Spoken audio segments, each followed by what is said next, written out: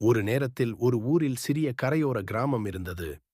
அந்த கிராமத்திலே பலவிதமான மிருகங்கள் வாழ்ந்து வந்தன. அவற்றில் ஒரு கழுதை இருந்தது. அந்த கழுதை மிகவும் உழைப்பாளி மற்றும் நெறியானது. அது தினமும் தனது உரிமையாளருக்கு வேலை செய்து மூடி மூடி சுமை தூக்கி வாழ்ந்தது.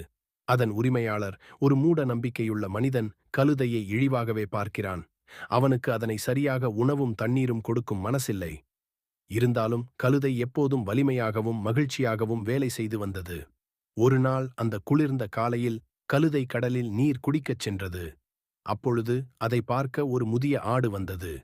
ஆடு கழுதையிடம் கேட்டது, "உன்னை பார்த்தால் நீ மிகவும் உழைப்பாளியாகவும் நேர்மையாகவும் தெரிகிறாய்.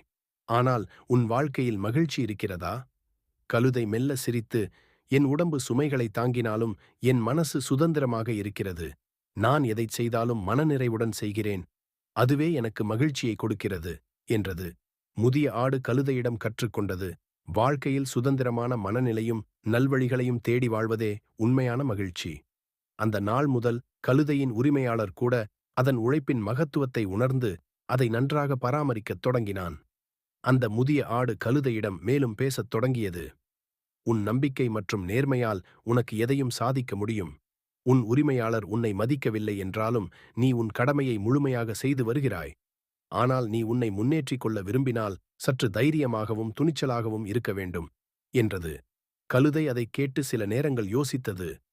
அதைத் தொடர்ந்து கழுதை தீர்மானித்தது, "நான் ஒரு நாள் எங்காவது சென்றுவிட்டு என் வாழ்வை புதியதாகத் தொடங்குவேன்.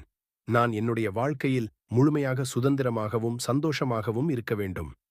அடுத்த சில நாட்களுக்குள் ஒரு வாய்ப்பு கிடைத்தது. ஒரு செல்வந்தர் அந்த கிராமத்திற்கு தனது வண்டியை அழைத்துக் கொண்டு வந்தார். அப்பொழுது அவருக்கு தன் பண்டங்களை நகர்த்தவும் ஒரு சரியான கழுதை தேவைப்பட்டது. செல்வந்தர் கழுதையை பார்த்து, "இந்த கழுதை மிகவும் வலிமையாகவும் சுறுசுறுப்பாகவும் தெரிகிறது. இதை நான் வாங்கிக் கொள்கிறேன்" என்றார். அதன் உரிமையாளர் கழுதையை விற்றுவிட்டு மகிழ்ச்சியுடன் சென்றுவிட்டான். ஆனால் கழுதைக்கு அது ஒரு பெரிய சுதந்திரமாக பிரகாசித்தது. புதிய செல்வந்தர் கழுதையை மிகுந்த அன்புடன் பார்த்துக் கொண்டார். சிறந்த உணவும் தண்ணீரும் கொடுத்தார். அதற்காக கழுதை மேலும் மனநிறைவுடன் வேலை செய்தது. ஒரு சில மாதங்களில் கழுதை அந்த செல்வந்தரின் உதவியால் ஒரு சிறந்த பண்ணை வாழ்க்கையை வாழத் தொடங்கியது. அது வயல்களை பயிரிட்டு உழுதது, மகிழ்ச்சியுடன் ஓய்வு எடுத்தது, மேலும் புதிய நண்பர்களை பெற்றது. இப்பொழுது அதற்கு மகிழ்ச்சியும் மதிப்பும் சுதந்திரமும் இருக்கின்றன. அந்த முதிய ஆடுவிடம் கேட்ட கழுதையின் கேள்வியும் அதன் வாழ்க்கையை மாற்றியது. இந்த கதையால் ஒரு பாடம் கிடைக்கிறது. துணிச்சலுடன் வாழ்ந்தால் நம் வாழ்க்கையில் மகிழ்ச்சி மற்றும் முன்னேற்றம் நிச்சயம். நம் நிலையை மாற்ற நாம் தான் முயற்சி செய்ய வேண்டும். கழுதை தனது புதிய வாழ்க்கையில் மிகவும் மகிழ்ச்சியாக இருந்தது. அது தினமும் செல்வந்தரின் பண்ணையில் உழைத்து தண்ணீர் மற்றும் தானியங்களை வரிசையாக எடுத்து செல்லும் முக்கிய வேலையைச் செய்தது. அதற்காக செல்வந்தர் அதை அன்புடன் பாராட்டினார்.